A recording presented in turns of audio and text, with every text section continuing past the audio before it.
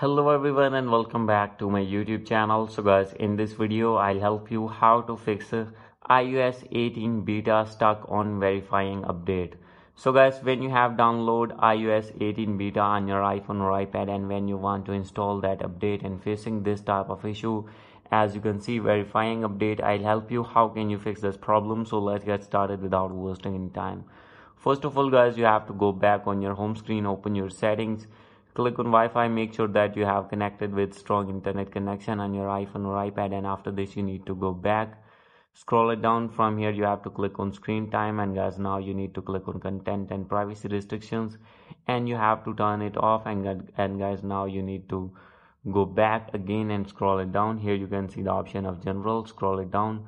From here you have to click on VPN and device management. So guys now you have to disconnect your VPN if connected, and guys after this you need to scroll it down. Here is the option of transfer or reset iPhone, click on it, and guys you need to reset your network settings. Maybe there is network problem on your iPhone or iPad, and after this you need to go back, click on language and region and select your region according to your country from here, and guys now you need to set your date and time on automatically, and guys after this you need to check it again and you need to install again iOS 18 beta, and guys after this your problem will be fixed and you will be able to install iOS 18 beta on your iPhone or iPad without any interruption.